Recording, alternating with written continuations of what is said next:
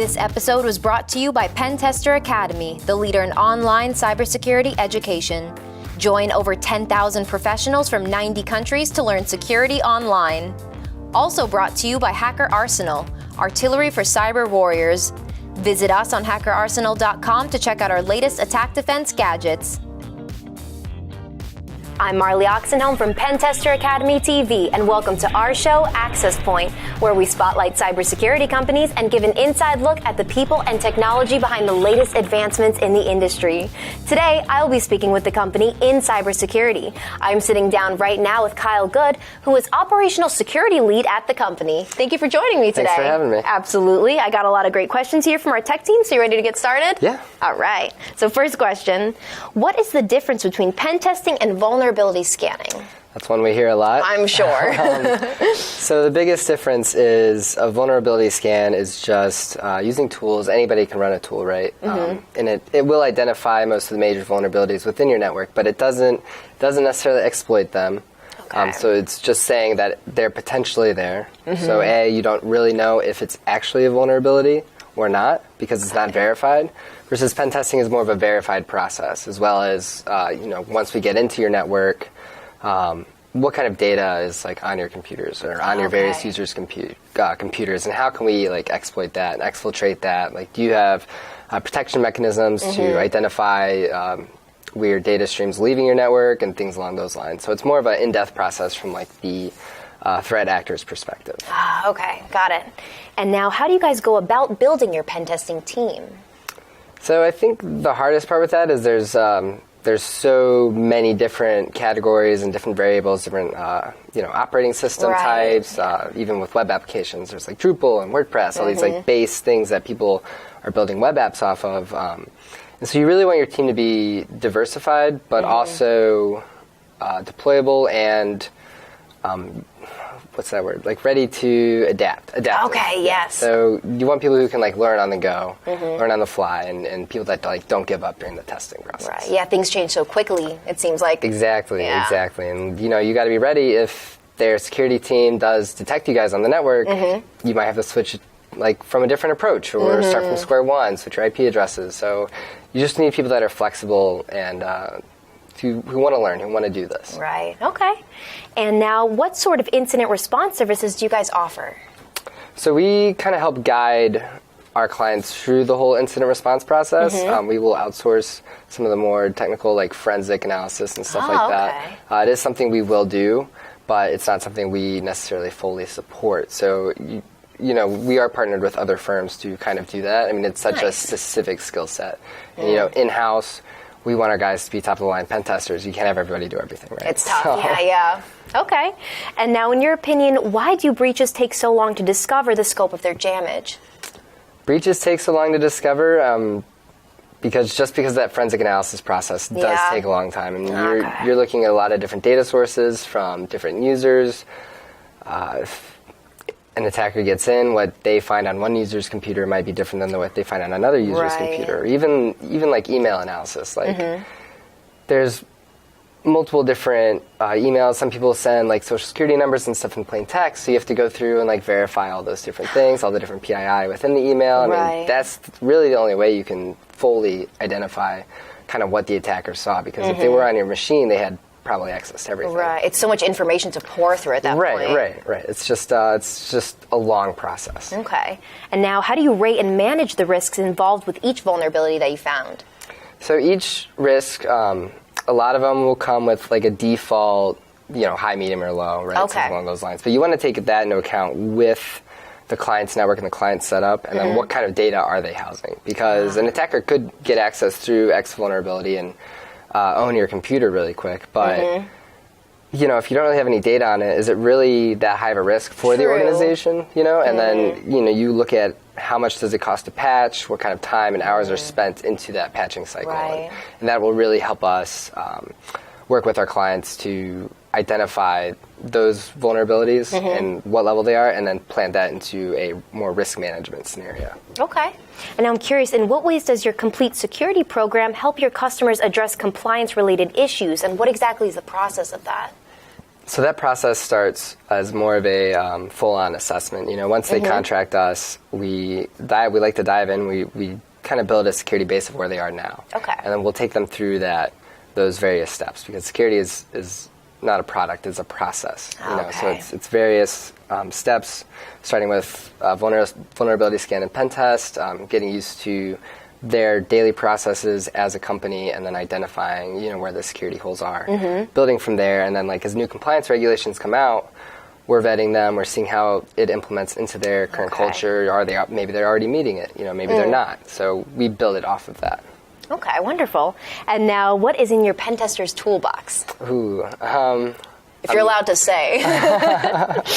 I'm a big fan of Burp Suite Pro. Okay. For web app assessments and stuff along those lines. Everybody knows Metasploit and the Metasploit console, big one. But I think ultimately my biggest tool set is myself, my programming skills. I mean, you need to be able to throw up a script on the fly. Every environment's different. A lot of the exploits on exploit database and stuff like that need to be finely tuned, for different operating systems or within your environment. So it really comes down to yourself and your expandability and your skill set. Yeah, I like that. And now, what are some examples of the major vulnerabilities you have found in pen testing organizations? Okay, so a lot of times it's patching. Yeah. It's outdated patches that they didn't push out fast enough. Okay. If you look at WannaCry this past year, the big ransomware incident with Eternal Blue, it was just, it swept so many people. And Microsoft they weren't super delayed in getting a patch out. That patch came out a couple days after the vulnerability information was released. So, it just really falls on the organizations to keep up on that pipeline and keep up on different patching schedules and what they need to do to make that happen. And then you'll also see, especially with web apps, there's still a lot of injection techniques, sensitive information exposure. If you're still not doing login pages with SSL certs, there's something seriously wrong with you. You need to revisit that. But that's really it. It still comes back to the basic vulnerabilities we've been seeing over and over again. They're still happening. They're still out there, and people just really need to focus on that process to get rid of them. Okay. And now, can you give a case study of how your solution was able to help a client? So we were able to, and I would say this with a lot of clients, really helping them focus on those different processes and on that patching schedule. Okay. We had a client recently put in an IoT device, and it was one that was actually vulnerable. And firstly, they didn't ask us about it first. They just kind of set it up and went to roll with it. And then one of our guys was on site visiting, his usual CISO routine, come in, see how things are going. And he was like, hey, what is this over here? Why don't you guys talk to us about it? So we were able to get in there and assess how it should implement to their network and what they should do to make it secure and make their clients' data secure. Wonderful, okay. It's crazy with IoT and stuff now, too. It seems like that's one of the major causes. Well, it's really a lot of the manufacturer's faults, but we won't tell anybody that. Yep. And now, what are some of the challenges you face in collaborating with internal security teams? So internal security, that's a good one. I would say the biggest challenge is that when you do get done with a pen test or even a vulnerability scan and you come back and you say, hey, these are all the vulnerabilities we found, internal security or internal IT even can get very defensive. Really? Oh, no, that's not there, and you really have to be careful that when you're, doing these exploits and breaching people's systems that you really document what's going on, the steps you took. You need to make it almost repeatable, basically, to so prove, that when you do give them this report, and if they do try and stand up and say oh no, it's not like that, or oh, we patched that forever ago, you have proof, and you want to show date stamps, whether that's in the command line or somewhere in the program or full on screenshots. Okay. And now I heard that you just graduated from DePaul University with your bachelor's in cybersecurity. Can you tell me more about that and your experience? Yeah, we were actually the first graduating class to have the name change. So it used to be Information Assurance and Security Engineering. Okay.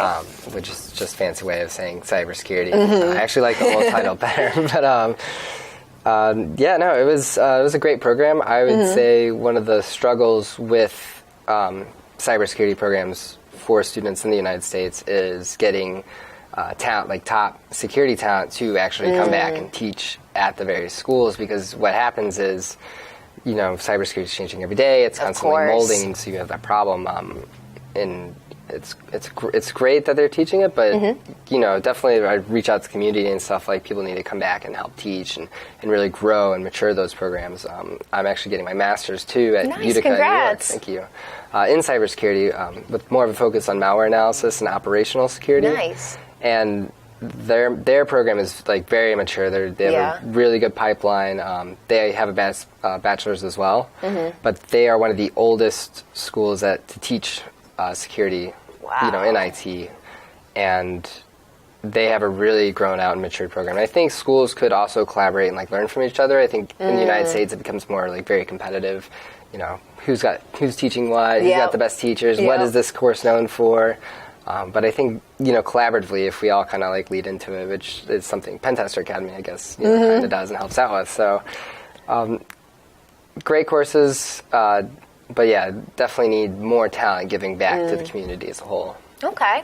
And now I'm just purely curious, do you think the expanding use of cryptocurrency plays a role in the threat landscape today? It definitely does. Yeah. You're seeing a lot of actually Bitcoin miners and stuff like that getting installed on systems. Even there's some browser usage to mine Bitcoin. I do think something's really interesting. You've seen a big, Bitcoin's obviously gone up in price. Yes. And you've seen a big shift. And down and up. But there's been, ransomware usage and requiring people to pay in cryptocurrency is almost doubled between the last couple of years. And, that brings an interesting thing with Bitcoin's price going up. You wonder, did it go up because people are more interested in it now, or did it go up because these threat actors were using it? That's a great point. I've never think about that. It's just a thought I've had. I don't think there's any actual research on it, but now that there's all this backing by financial institutions and traders and stuff like that, I definitely don't see it going away, and I definitely see it getting used more and more. Okay. And now lastly, are there any other things that you'd like to highlight about the company? Just think that if you're a small to mid-sized business and you have no idea what you're doing with security, or maybe you do and you just need more hands on the wheel, I think that's kind of where we succeed at. Wonderful. Well, thank you so much for sitting down and speaking with me today. I really appreciate it. Absolutely. And that's all the time we have for today, so be sure to tune in next time for another episode of Access Point. Also, make sure to subscribe to our YouTube, Twitter, and Facebook so you don't miss out on any of the latest cybersecurity news.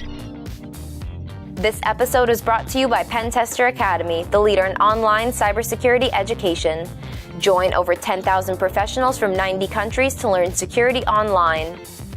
Also brought to you by Hacker Arsenal, artillery for cyber warriors. Visit us on hackerarsenal.com to check out our latest attack defense gadgets.